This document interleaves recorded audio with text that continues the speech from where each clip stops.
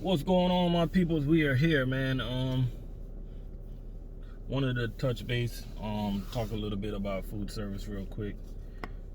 Shout out to all the food service content creators out there. Keep on educating people about this line of work. You can definitely make money with this type of work, you know.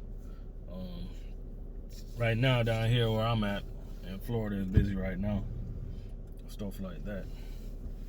One thing I want to talk about in food service, you have to do what it takes to work as safe as possible.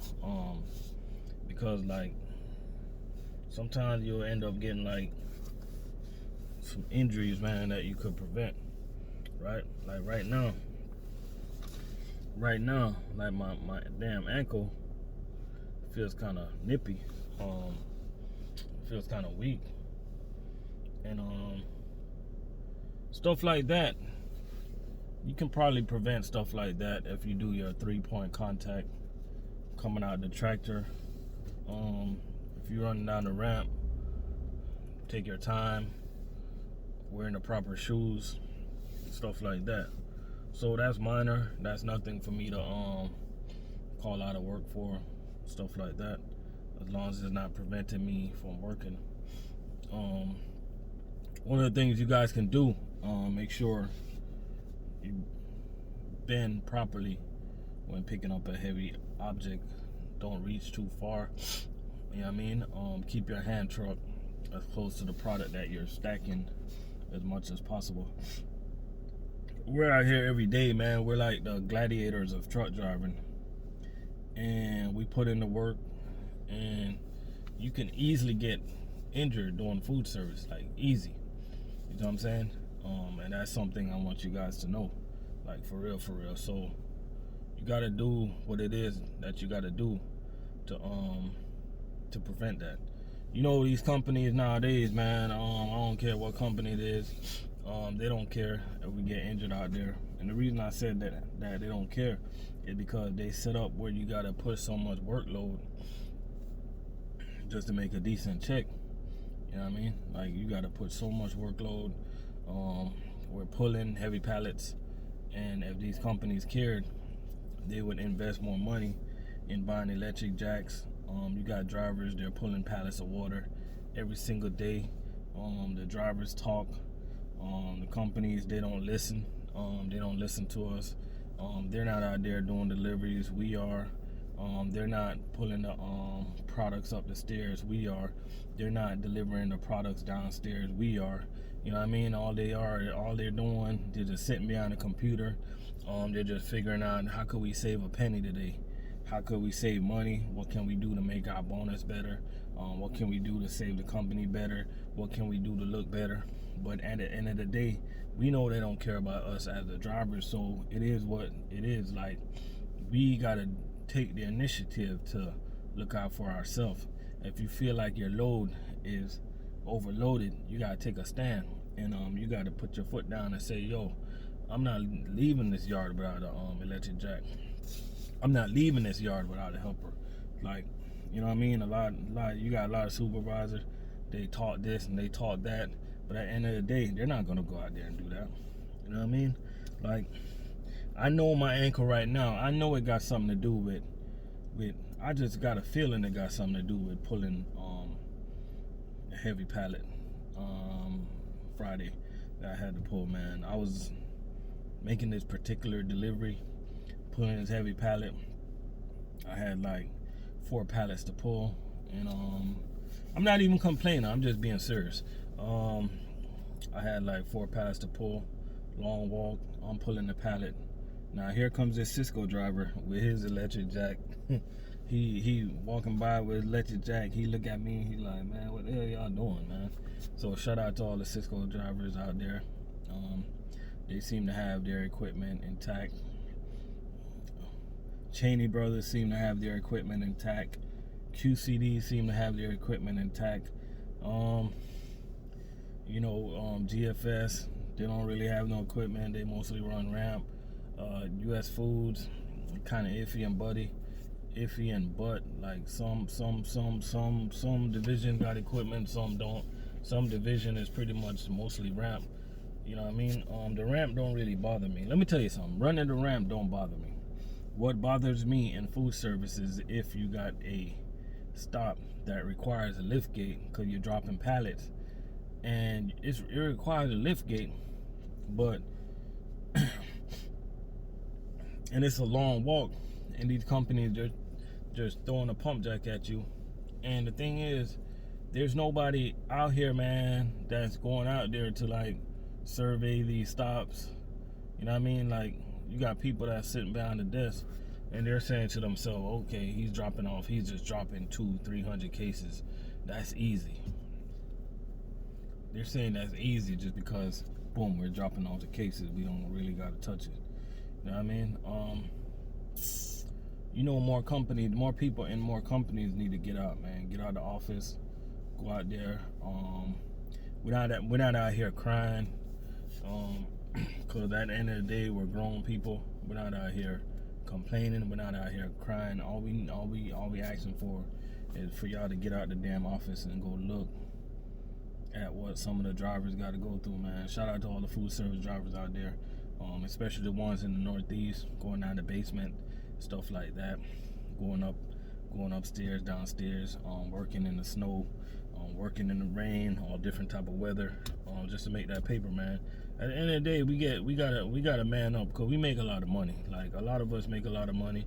You got some food service drivers, they're making over 120 for the year. I know this particular driver last year, he made 135. My homeboy, he made 120. My other homeboy made 103, or something like that. I didn't do that bad for myself. Last year I made almost 90.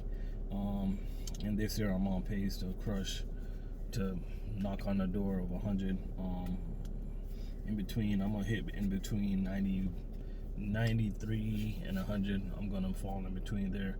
So we're not out here complaining, because we are making the money. All we asking for is, you know what I'm saying, is all we want to do is work safe, be safe, deliver these loads on time, treat our customers good, because drivers that stick around, man, at the end of the day, they stick around because they care. They really do care about the customers. But at the end of the day, when you look at it, it seems like the drivers is on the bottom.